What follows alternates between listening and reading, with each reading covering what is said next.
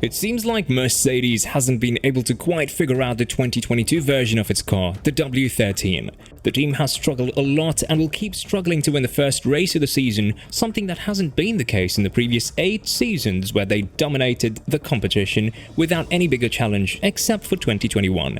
However, Mercedes is looking forward to the next season when they'll bring a significant amount of changes in order to be competitive yet again, like we're used to seeing from the Brackley-based team. So, what should we expect from Mercedes in 2023? Stick around with us to find out more. Let's dive deeper into the 2022 issues first, and then we'll go on to say what you should expect for the 2023 season.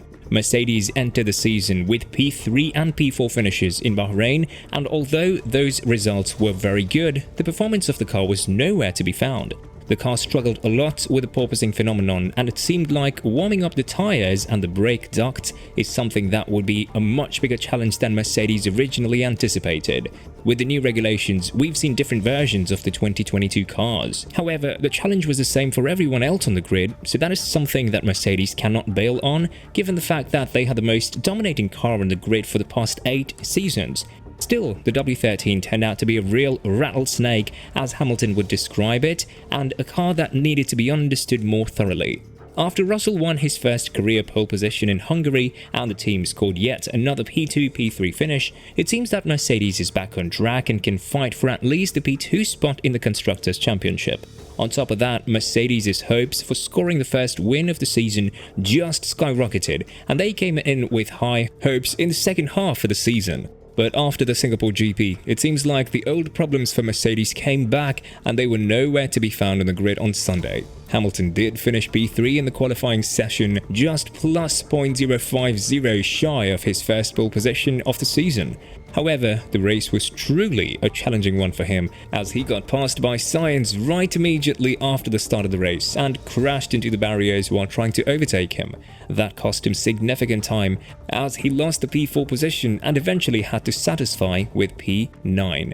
Russell, on the other hand, had to gamble with the dry tires, and that gamble didn't pay off, so it was a weekend he'd like to forget quickly. According to technical director James Allison, Mercedes have a huge problem when it comes to replicating the pace in the qualifying session to the race day itself. This is also a problem that Ferrari faces, while Red Bull is on the other side of problems where they often struggle in the qualifying sessions but have amazing race day performance.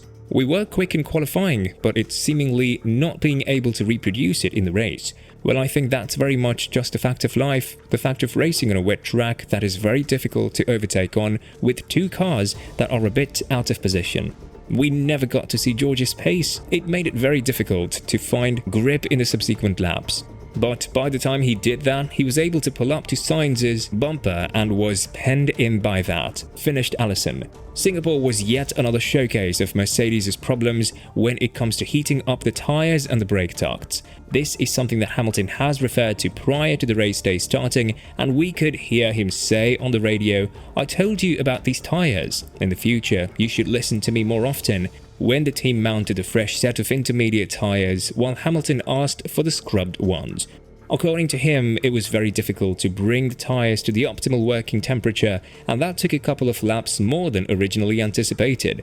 That was one of the reasons why he had a poor start and was overtaken by Sainz, and that was one of the reasons why he couldn't pass the Spaniard even though he was quicker than the Ferrari driver on multiple occasions.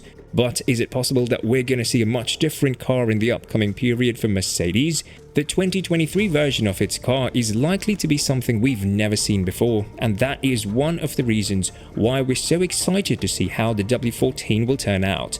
After all, the team has been through in 2022, it's evident that they've shifted the focus to 2023 much earlier than everybody else, and according to George Russell, we may see something radically different from 2022. The Briton spoke about the direction that Mercedes is taking in 2023, saying that he has full confidence in his team that they'll make the right decision now after everything they've learned in 2022. I'm confident that the direction we need to take is the correct one. We have a philosophy that we're going to be trying to adopt in our development, and I'm very confident that is the correct one. But equally, it doesn't mean that we can necessarily achieve it. We have a target, and that is a massive positive in itself. As I said, we have a clear target we're trying to chase. Now, can we achieve that? I have every confidence that we can.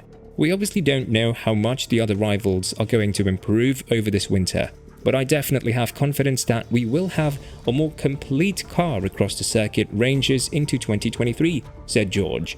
On top of that, George spoke about the 2022 version of the car, the W13, and said that tracks like Spa, Zandvoort and Monza helped them to understand what changes need to be applied to the car in order for it to perform better in the future, adding, "It's data-driven, to be honest. We've done a lot of analysis on the races, we've been competitive, the races we've been slow, and trying to understand why that was.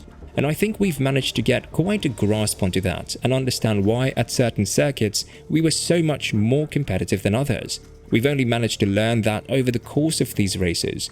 And I think that triple header after the summer break was quite telling for us with our performance swings between the low downforce and the high downforce circuits. So where is all the excitement?" When Russell was asked earlier in this season about the 2023 version of the car, he said that nothing is off the table and that we may see something that we've never seen before from Mercedes. In 2022, that was the no-pod side-pod design, and only Mercedes knows what it's going to be in 2023 and beyond. I think nothing is off the table. For sure, we've got a pretty unique design with the side pods. It's not off the cards that we will continue with that design, but it's equally not off the cards that we will completely change philosophy. But ultimately, whether we have the wide side pods or the narrow side pods, that isn't the performance differentiator. There is more to it, finished George. Toto Wolff was also asked about the situation that Mercedes is in, and although the sole goal of the team remains to win at least one race in the 2022 season, it's evident that they are working hard for the 2023 version of the car to be much more competitive and stronger than 2022. To turn the ship in this industry is a little bit like an oil tanker. First, you have to understand what the root cause is for your non-performance, and then you have to peel the various skins off. What's the first layer? What is the second layer? Are we really on top of all those questions? And the answer is no, we are not. But I think a big chunk of the performance that we are missing, we have discovered. It's not something we can change this year. It's a decision that we've made for next year. But I'm not 100% confident to say here, next year we will be fighting for the World Championship. The aim is, the expectation is, but there is still work to do, said Wolff. At last, Russell was asked to give some insights as to how the car is supposed to look like for the 2023 season, and this is when he was sneaky and didn't want to tell more than he should, adding, "I don't want to go into too much detail, because it's something that we worked very hard on to understand and hopefully will give us an advantage next year.